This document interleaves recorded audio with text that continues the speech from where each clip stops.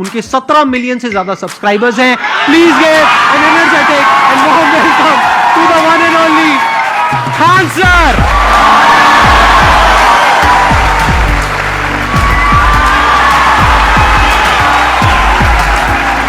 क्या हाल चाल जी, कैसे हैं आप?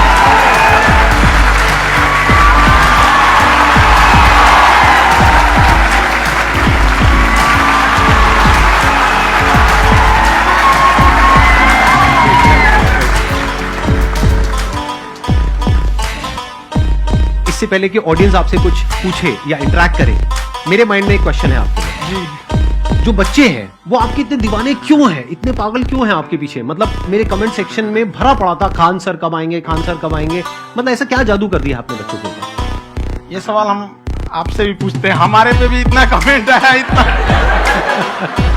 मेरे तो ऑफिस में लोग चले आए कि सर कब जा रहे हैं। अच्छा। क्योंकि हम लोग का तो एग्जैक्ट है, वही पढ़ाना है। हाँ। तो देखिए हम लोग का मेन है कि बच्चों को जो जरूरत रहती है कि अगर लड़का पढ़ने आया है उसके मन में कोई डाउट ना रह जाए। हम उसको कहते हैं कि हम तुम्हें पढ़ा रहे हैं, दम है तो भूल के दिखाओ, याद करके नहीं।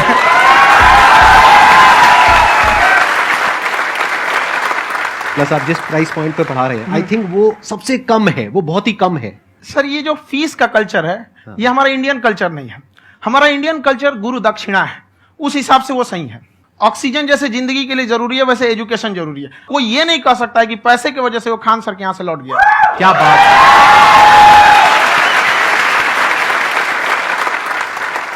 मैंने देखा कि आपका ये जो चैनल है कि ये पिछले 3 साल के अंदर अंदर ही ग्रो किया है। हमको जब चैनल शुरू हुआ तो एक दिन में हम 4-5 वीडियो बनाए।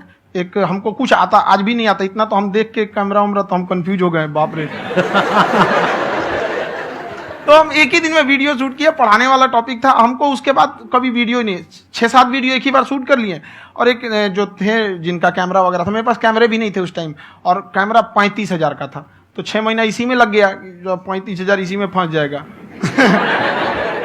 तो उनके कैमरे से शूट किए, उन्होंने कोई चार्ज लिया, उसके बाद हम छोड़ ही दिए। लॉकडाउन लगा, तब हम कहें आप कैसे पढ़ाएंगे? वो तो 1 दिन 2 दिन करते करते अचानक लंबा हो गया। तब हमको याद आया कि ओहो मेरा एक चैनल भी है वहां पे। तो उस समय उस पर लगभग 30,000 सब्सक्राइबर हो चुके थे। तो जैसे लॉकडाउन लगा तो उस पर पढ़ाना चालू किया, और पता नहीं क्या लोगों को पढ़ाई में इतना इंटरेस्ट आ गया कि आपका स्टाइल ऐसा है थोड़ा सा। आप आई थिंक पढ़ाई के साथ साथ में जो बीच बीच में आप थोड़ा बहुत छोड़ते रहते हैं ना, मतलब जो जो एंटरटेनमेंट चलता रहता है। ये बात हम देखिए, जब हम गुलाम थे ना, तो अंग्रेजों ने एक चाल चला था कि भारत को हम फिजिकली गुलाम रखेंगे 100-200 साल, मेंटली 1000 साल कर देंगे। उन्होंने पढ़ाई का मॉडल चेंज कर दिया। उन्होंने ऐसा डिजाइन किया कि ये टीचर की रिस्पॉन्सिबिलिटी है, वो पढ़ा के चला जाए। टीचर की रिस्पॉन्सिबिलिटी यहां खत्म नहीं हो जाती। पढ़ाना तो कोई भी पढ़ा सकता है, टीचर की इससे बड़ी रिस्पॉन्सिबिलिटी होती है उसे समझाना। वो समझा कि नहीं समझा। अगर लड़का आपके समझाने के बाद डाउट रह गया तो ये आपकी गलती है। लड़का हमसे पूछता है सर इतनी भीड़ है आपके पास, तो कहते सर डाउट कैसे पूछेंगे? हम कह रहे यार तुम्हारा डाउट बचेगा तब ना पूछेगा तुम डाउट यहाँ पे।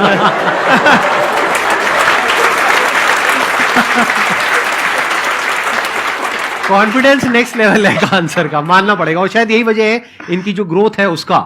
किसी ने शायद सपने में भी नहीं सोचा होगा कि पिछले 2 साल के अंदर अंदर जो आपके चैनल की ग्रोथ हुई है, जैसे आप खुद ही बता रहे हैं कि लॉकडाउन के टाइम पे आपके 30,000 के करीब सब्सक्राइबर्स थे, आज की डेट में 17 मिलियन है। और मेरा एक क्वेश्चन और है, इससे पहले कि ऑडियंस में से आपसे कोई क्वेश्चन पूछे, कि कई बार आप ऐसे भी टॉपिक्स टच करते हैं जो थोड़े से कंट्रोवर्शियल हैं या थोड़े से सेंसिटिव हैं, जिसके ऊपर बात करने की हिम्मत आई थिंक बहुत ही कम लोगों में है। तो आपको कभी ये नहीं लगता है कि कहीं ज्यादा तो नहीं हो रहा है, इसको थोड़ा रोक देते हैं, थोड़ा कम कर देते हैं? क्योंकि कोई लाइन ही नहीं है वैसे तो बोलने को, तो आप कुछ भी बोल दो, कितना भी बोल दो। हुई है कंट्रोवर्सी बहुत बार। एक्चुअली बचपन से हमको फौज में जाना था, और फौज वालों के लिए ये सब मायने नहीं रखता। उसको करना है मतलब करना है, तुम सामने कुछ भी रहो, डजंट मैटर।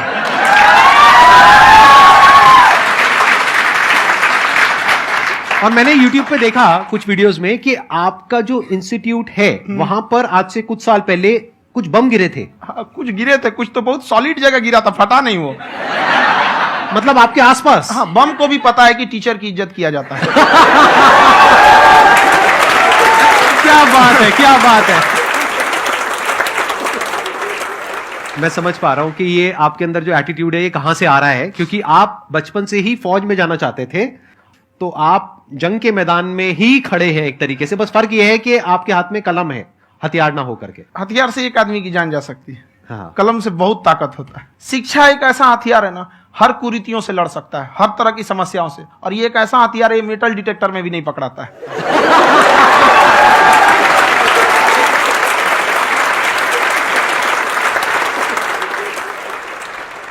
मेरा क्वेश्चन ये है कि अभी प्राइवेट ऑर्गेनाइजेशंस में पीटने का, पनिशमेंट का ये सिस्टम जो है खत्म हो गया है। हम आपके वीडियो में देखे हैं सर कि आप एक बड़ा सा रोल रखे रहते हैं, पुलिस वाला लाठी है वो, पुलिस वाला लाठी है, और स्टेज पे बुला के बच्चों को उसी से धुनाई शुरू कर देते हैं मस्त एकदम से, है ना। तो सर मतलब कि बच्चे मतलब कि डरते नहीं है आपसे, और इस तरीके से कैसे कनेक्टेड हैं आपसे, है ना। और एक और क्वेश्चन सर, यूपीएससी का जो आप अपना बैच स्टार्ट करने वाले हैं, ठीक है, उसके बारे में बताइए सर, क्योंकि मुझे मतलब कुछ इशू करना है सर, ठीक है। और संदीप सर को देख लिए, मेरा तो वैसे ही हो जाना है।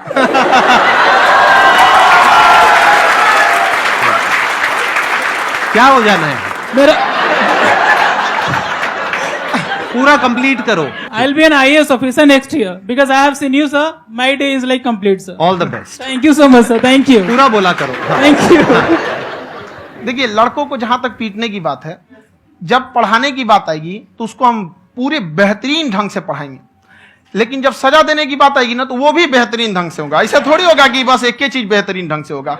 और डर का होना बहुत जरूरी है। ये डर भी अपने आप में एक मोटिवेशन है, क्योंकि जब आपके अंदर एक थोड़ा सा डर रहे ना, तो डर के भागिए मत। एक ऐसा डर जिसको आप लगे कि नहीं नहीं थोड़ा सा और करने की जरूरत है, फिर तो ये हम इसको क्रॉस कर जाएंगे आप। तो लड़कों के अंदर ये डर बनाना भी जरूरी रहता है।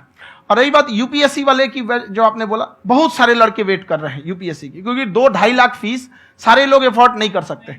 और हमारा वही रहता है, हम तो ज्यादातर हमारे स्टूडेंट देखेंगे तो किसी के रिक्शा वाला, सब्जी वाला, यही लोग, इनको तो 2.5 लाख रुपया, इनके पास पूरी संपत्ति नहीं होती है, फीस कहां से भरेंगे वहां पे, उसके बाद रहेंगे कहां से। तो ऑल ओवर इंडिया से, कश्मीर से कन्याकुमारी तक, गरीब से गरीब भी लड़का उसको पढ़ सकता है। यही कुछ 1000 रुपये मंथली, 12-14 हजार साल का पड़ेगा, खत्म हो जाएगा इतना में।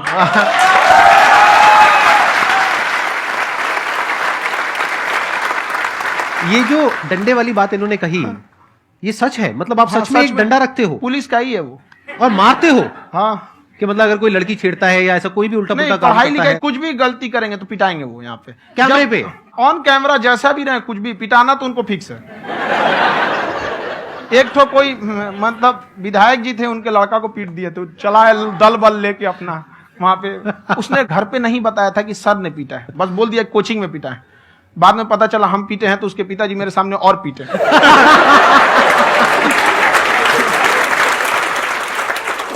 सर आपका सबसे बड़ा डर क्या है, आप दोनों का? फौजी को डरे नहीं लगता है, बाकी अफसर से पूछिए। आज के सेशन से पहले कोई डर नहीं था, लेकिन अब मुझे इनकी डंडे वाली कहानियां सुन करके डर लग रहा है कि कहीं मैंने गलती से कुछ बोल दिया और इन्होंने कहीं पीछे कुछ रखा हुआ है, और यही आ करके अगर इन्होंने मेरी पिटाई कर दी तो बहुत बुरा हो जाएगा। तो इसलिए हमको थोड़ा डर लग रहा है।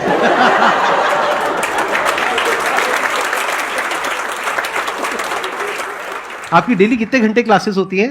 6-7 घंटे। अभी भी खुद ही करते हो आप? हाँ, जो भी हमारे classes स्टाफ करते परेशान रहते हैं। हम 1:30-2 बजे सोते हैं, सुबह 6 बजे उठ जाते हैं, परेशान रहते हैं। हो? अरे इतना क्यों करते हो, है ना? कभी क्योंकि तो उनको कुछ भी नहीं साथ साथ करते। लगना पड़ता है ना। उनको साथ साथ लगना पड़ता है। हम जग गए तो कोई सोया थोड़ी रहेगा, परेशान रहते, दिन में सोते ही नहीं है, बेचारा कहीं कहीं जाके सोते रहता है। तो हम सीट बांध दिए कि भाई तुम इस समय सो जाना, तुम इधर सो जाना। आपकी शादी हो गई या नहीं हुई अभी? मेरी खुशहाली देख के आप आइडिया लगा सकते हैं।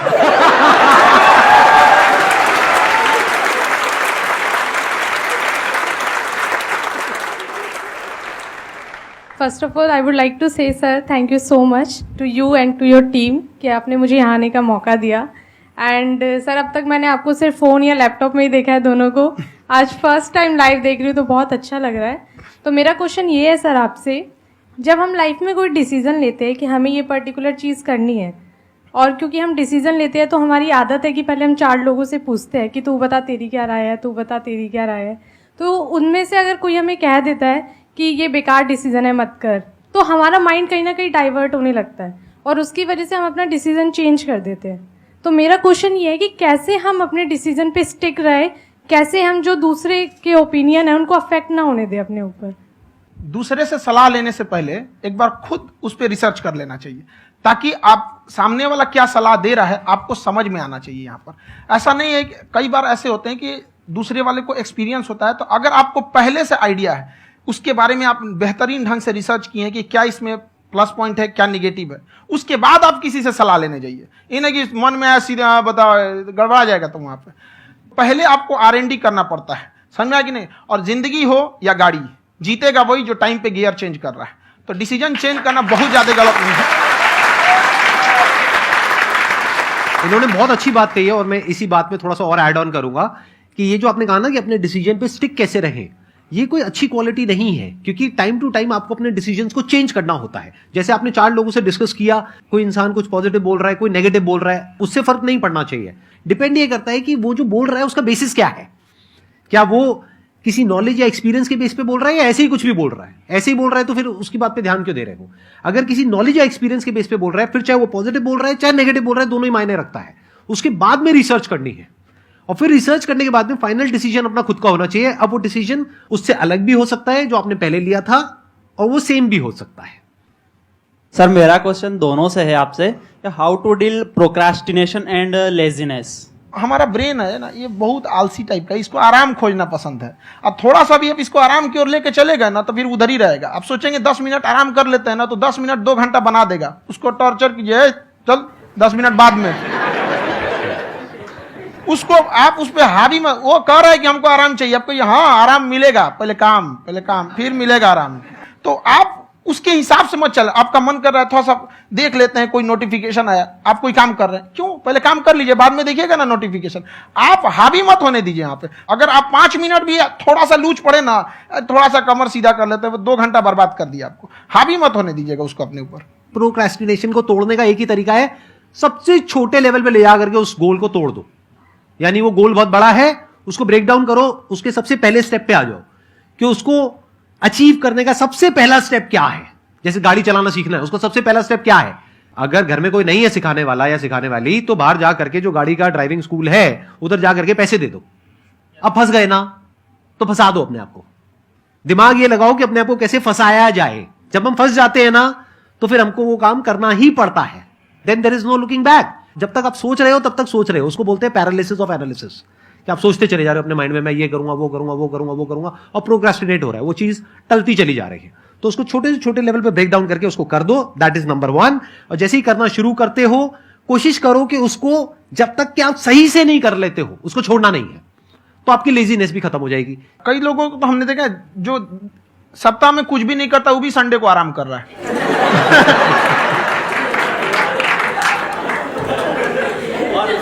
वैसे कहा भी जाता है कि अगर कोई काम आपको करवाना है ना, तो ऐसे किसी इंसान को दो जो बिजी है। हाँ। ऐसे आदमी को मत दो जो खाली है। ये परफेक्ट एग्जाम। किसी को भी आप देखिएगा जिसको आप कहते हैं कि मतलब थोड़ा ठीक ठाक आप समझते हैं कि नहीं ये बहुत आगे निकल, वो एक काम को खत्म करने के बाद कभी आराम नहीं करेगा। एक काम खत्म हुआ उसको लगेगा हाँ एक खत्म हो गया, अब दूसरा करना चाहिए। और वही जिसको देखिएगा एक खत्म हो गया, अरे आराम करना चाहिए, कभी नहीं, लाइफ में आखिरी सांस तक। सर यहाँ पे सब हिंदी में पूछते हैं, इंग्लिश में पूछते हैं, मैं भोजपुरी में पूछूं? जौन भाषा ठीक लगे तोने में पूछ दो। हाँ सर। सर ये पूछे के चाहते नहीं कि जैसे हमने के पढ़ाई करेंगे सर, तो कभी कभी डेली टारगेट्स जो होला वो कंप्लीट ना होला।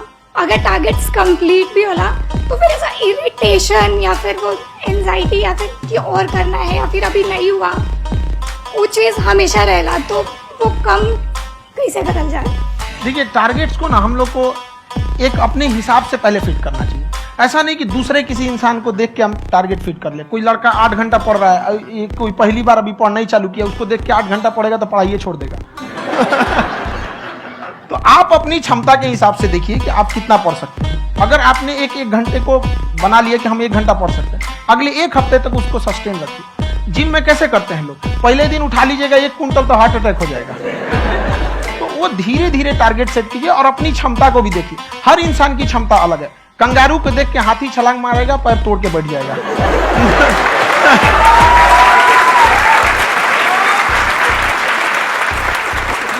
अब संदीप सर का मोटिवेशन देख के इसका मतलब क्या कि ट्रेन के आगे खड़ा हो जाएंगे, ढकेल देंगे तुमको। हालांकि ऐसा कर देते हैं, लेकिन ऐसा करिएगा लोग नहीं, क्षमता पता होना चाहिए। आपके अंदर एंजाइटी हो रही है कि मैंने कर तो लिया है, आप ये नहीं कह रहे कि मैंने कुछ भी नहीं किया है फिर मेरे को एंजाइटी हो रही है, आप ये कह रहे हो मैंने काफी कुछ कर लिया है फिर भी एंजाइटी हो रही है कि कहीं कुछ छूट तो नहीं गया है। तो बेसिकली आपको ये देखना है कि अगर आपके अंदर ये एंजाइटी हो रही है, that means you are a very good student, आप एक अच्छे स्टूडेंट हो। क्यों? क्योंकि बहुत सारे स्टूडेंट्स तो ऐसे हैं उनको पढ़ने के नाम से एंजाइटी होती है। तो आपको एंजाइटी हो रही है कि मैंने पढ़ लिया, दिन में मानो 8 घंटे का आपने टारगेट सेट किया और 6 घंटे पढ़ लिया, या मान लो 8 घंटे भी पढ़ लिया, फिर भी एंजाइटी हो रही है कि मैंने 10 घंटे नहीं पढ़ा। तो ये तो अच्छी क्वालिटी है ना, ये तो एक ब्रिलियंट स्टूडेंट की क्वालिटी है, क्योंकि एंजाइटी उसी को होती है जो केयर करता है, जिसको परवाह है, उसी की तो एंजाइटी होती है। जैसे माँ को अपने बच्चे की, जैसे एक माँ को अपने बच्चे को लेकर के एंजाइटी होती है। हंस लो मजाक उड़ा लो मेरा। कोई बात नहीं, एडिट कर देंगे इसको हम। हाँ।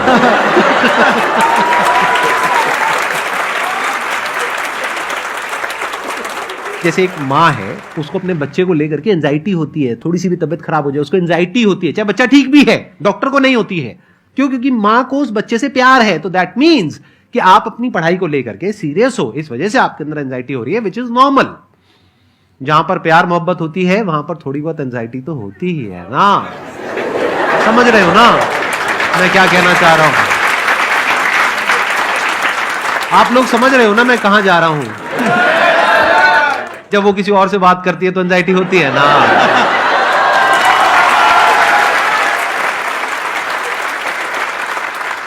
सर, आपकी स्टोरी हमने सुनी थी, तो एक टाइम आया था जब आप गंगा किनारे जाके बैठ गए थे, उस समय आपको कुछ समझ नहीं आ रहा था। तो उस समय मतलब आपने ये डिसीजन कैसे लिया कि अब आगे नहीं, यहाँ से वापस जाना है? रास्ता ही नहीं था। घर जाने के लिए एटलीस्ट 90 रुपए चाहिए थे, जेब में 40 रुपए थे, कैसे घर जाते हैं? और हम गंगा के किनारे चुपचाप बैठे बैठे हम कहें कि अब बहुत टेंशन हो गया, अब घर जाना चाहिए। रूम पे, तो किराए के रूम पे ही आदमी सारे लोग रहते। गए वहां पे तो रूम लॉक हो गया था, तुम खटखटाए तो ऊपर से गुस्सा से बोले जो ऑनर थे, क्या टाइम हो गया है? तुम कहीं 9-10 बज रहा होगा। घड़ी देखिए तो 2 बज रहा था रात का, 2-2:30 बज गया था वहाँ। टेंशन में आप तो होता है, कई बार ऐसा समय आएगा कि लगेगा जैसे अब कुछ नहीं हो सकता है। तो इससे घबराना नहीं है, कभी कभी गुच्छे की आखिरी चाबी भी ताला खोल देती है। जो बातें आपने बताई कि घर में प्रॉब्लम्स ये तो बहुत लोगों ने फेस करी वहां पर, आप अकेले नहीं है, बहुत लोगों ने ये प्रॉब्लम्स फेस करी, बहुत तरह की प्रॉब्लम्स देखी, बहुत तरह की स्ट्रगल्स देखी, लेकिन वो सब इतने कामयाब नहीं हो पाए जितने कि आप हुए। तो आपके अंदर ऐसा कुछ ना कुछ है जो औरों के अंदर नहीं है। तो वो मैं जानना चाह रहा हूं कि वो ऐसा क्या था जहां से कि आपका दिमाग यहां तक सोच पा रहा है कि मैं पूरे इंडिया में इतने बड़े लेवल का चेंज लेकर के आ सकता हूं, एजुकेशन फील्ड में रेवोल्यूशन लेकर के आ सकता हूं। ये सोचना ही बहुत लोगों के बस का नहीं है। मेरी एक खुद की थिंकिंग, अगर हमको कोई 100 रुपए किसी काम के लिए दिया, हम सबसे यही कहते हैं, तो हम कोशिश करते हैं उसे 200 का रिटर्न दे। अगर कोई हमसे 200 रुपया फीस दे रहा है, 250 दे रहा है, तो हम उसको ये कोशिश करते हैं कि तुम्हें ऐसा लगे कि नहीं भैया हमने 10-20 हजार का पढ़ लिया यहाँ पर। वो ईमानदारी से कभी कमी नहीं। और हमेशा अगर हम प्रॉमिस X का करते हैं तो डिलीवर 4X करना चाहते हैं। ध्यान से सुनना और ध्यान से समझना इस फर्क को। अगर आप समझ पाए तो बहुत आगे जाओगे लाइफ में। एक वो होते हैं जो ये सोचते हैं कि हमें सब कुछ मिल जाए, हमें कुछ भी करना ना पड़े। दूसरी कैटेगरी होती है लोगों की जिनको जितना मिलता है उसमें भी चोरी चकारी करते हैं या कोशिश करते हैं कि उससे कम दे सामने वाले को जितना कि हमें मिल रहा है।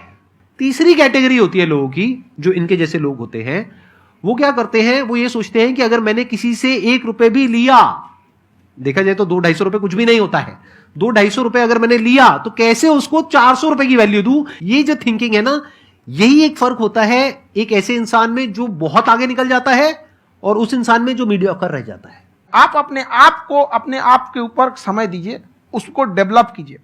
जब आप अपने आप के ऊपर खर्च करते हैं तो आने वाले समय में लोग गूगल पे आपको सर्च करते हैं। क्या बात है सर, ये आपने अभी बनाया है या ये कोई पुराना आपका वो है? बनते रहता है इसे, फ्लो में बन जाता है। आपके अंदर ना सर एक कवि छुपा हुआ है कहीं ना कहीं जो बाहर आना चाहता है। कभी ना कभी आपने सोचा होगा कुछ।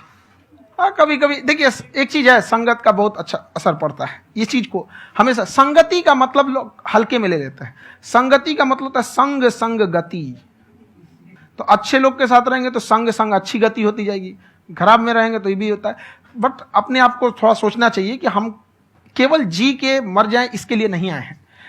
लोग कहते हैं कि सर नाम क्यों नहीं बताते अपना। हमारी एक ही सोच है कि जाने के बाद इस दुनिया से हमको मतलब एक चीज देना चाहते हैं स्टूडेंट्स को कि वो याद करें कि इस पैसे की भाग दौड़ की दुनिया में हर कोई दोनों हाथ से लूटने में लगा है, खाली हाथ जाने के लिए, ये सबको लगा है। तो हर कोई को ये सोचना चाहिए कि था कोई इंसान जो इतने कम फीस में इतनी शिक्षा जो महंगी थी, जो कमाने का रास्ता था, उसको भी एकदम कंपटीशन इतना कर दिया कि अब लोगों को अपनी फीस बढ़ाने में डर लगता है कि अरे यार, लड़का कमेंट करता है कि खान सर इतना ले रहे हैं, आप बहुत बड़ा टीचर हो गए।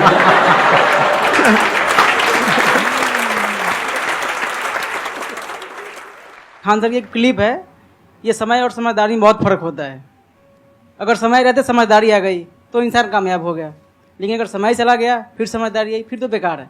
तो सर मतलब कुछ आपको ऐसी चीज़ लाना चाहिए जो मतलब बच्चों जो तैयार हो रहे हैं उनको ये चीज़ें मतलब एंड टाइम पे दिखे। समझ रहे आप मेरी बात? नहीं समझ?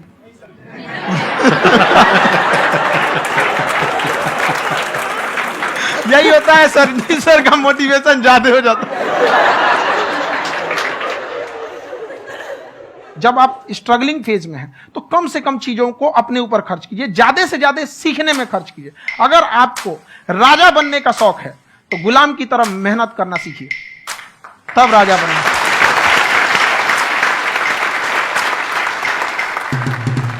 ये दुख, ये दर्द, ये सब तेरे अंदर है। तू अपने बनाए इस पिंजड़े से बाहर निकल के देख, तू अपने आप में एक सिकंदर है।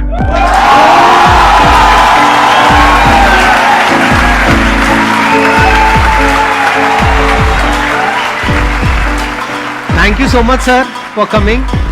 बहुत मजा आया मेरे को आपके साथ में इंटरेक्ट करके। आई एम श्योर आप लोगों को भी बहुत मजा आया होगा।